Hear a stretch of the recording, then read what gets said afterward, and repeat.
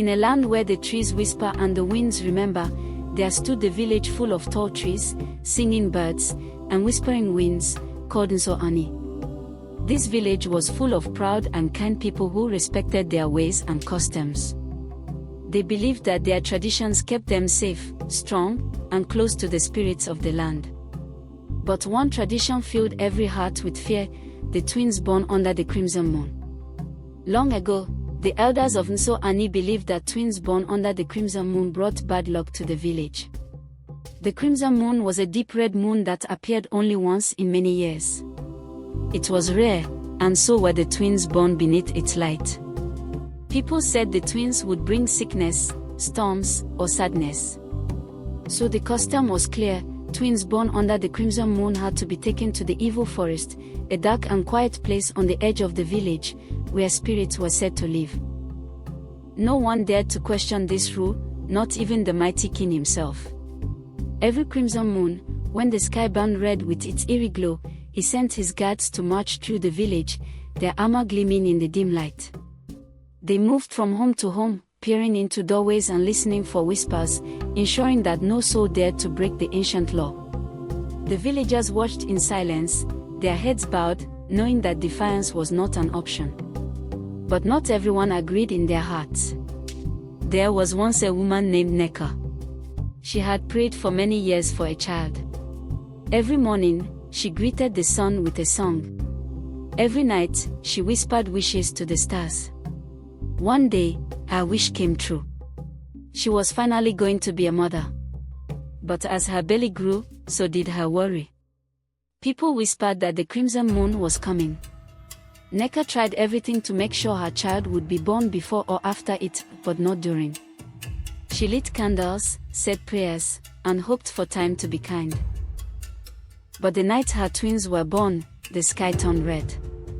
The crimson moon had arrived. Neka held her babies close, two beautiful twins, a boy and a girl. She couldn't bear to give them up.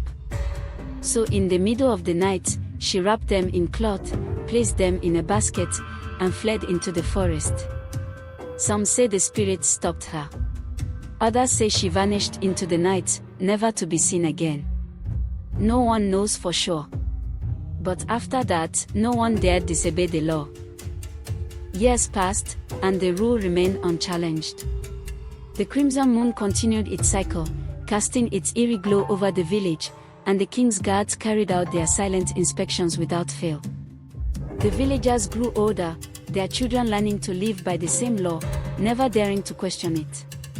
One day, another couple who had also waited many years to have a child received wonderful news: they were going to be parents. Their joy was great. The mother sang as she cooked. The father carved little wooden toys. They were ready.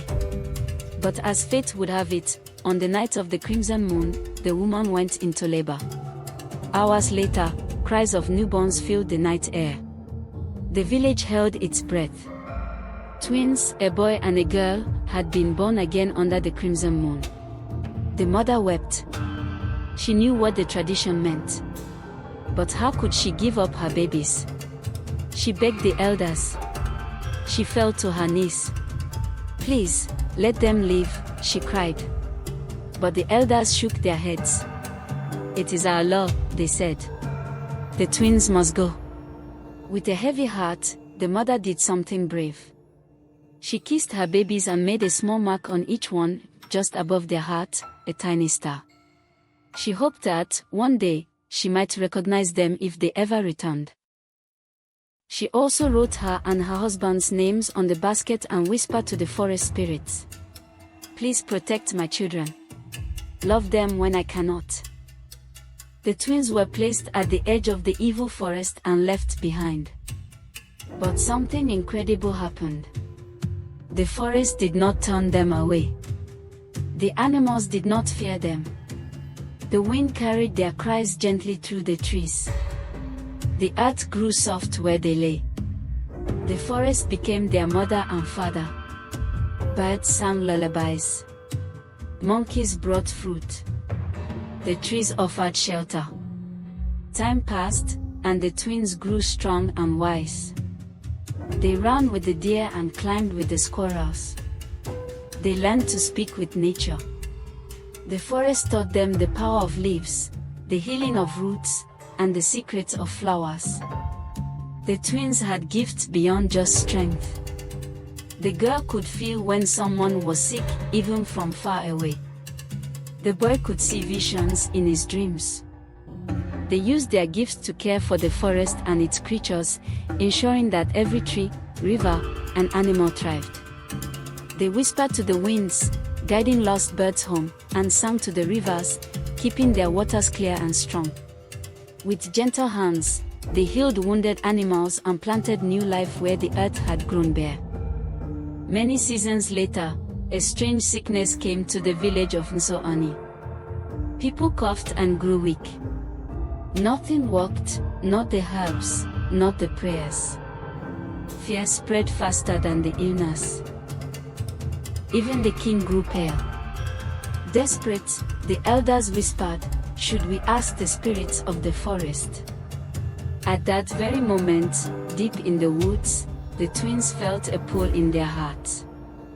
The girl touched the ground and felt the pain of the village.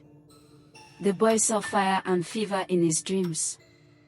"We must go," they said. Wearing cloaks of leaves and carrying baskets of herbs, the twins made their way back to Nsoani. The villagers watched with wide eyes as two tall glowing strangers entered the village. The twins began their work with quiet determination. Side by side, they gathered herbs. Their hands moved with care, weaving magic into the land, restoring balance where it had once been lost. They gave people teas made from special leaves. They rubbed healing oil on sick foreheads. They whispered songs to the wind. Slowly, the weight that had once pressed upon their hearts began to lift. Smiles returned to weary faces, and laughter filled the air like birdsong after a storm. Whispers turned into cheers. Fear turned into hope. The village was healing. A hush fell over the crowd as the words lingered in the air. Eyes widened, hands trembled, and whispers spread like ripples in a pond. The marks, etched like ancient symbols across their skin, stirred memories long forgotten. An elder stepped forward, his voice low and cautious.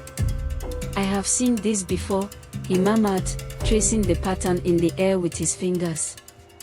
The villagers leaned in, their curiosity burning like fire in their chest. The twins glanced at each other, their hearts pounding. What did these marks mean? And why did they seem so familiar to everyone else? The names on this basket, these were the names of the parents who lost their twins. Gasps filled the air. Elders trembled. The parents of the twins were called, and when they arrived, they saw the star marks. Their eyes filled with tears. "It's them," the mother whispered. "My children, my babies." The twins ran to them and embraced them tightly. After all these years, they were finally home. The village gathered in the square. The king stood and raised his hands. "We made a mistake," he said. These twins were not a curse, they were a blessing. From this day forward, no twin will ever be cast out again. A grand feast followed. Drums beat, feet danced, and laughter filled the air. The twins stayed in the village and taught everyone about the healing plants and forest ways. Peace returned to Nsoani. The strange illness never came back. The twins had turned a sad tradition into a powerful lesson. And so, the people said, from taboo to treasure, the twins saved us all. And even today, when the crimson moon shines, the people of Nsoani tell the tale of the brave twins who were once cast away, but came back to heal and unite a village. So when you see twins, smile and remember, they might be the heroes of a story yet to be told. If you love enchanting African tales and soothing bedtime stories, don't forget to like, share, and subscribe. Every story carries the wisdom of elders, the magic of tradition, and the spirit of adventure. By supporting us, you help keep these beautiful stories alive, spreading their lessons of courage, kindness, and truth to listeners everywhere. So join the journey, share the magic, and stay tuned for more unforgettable tales.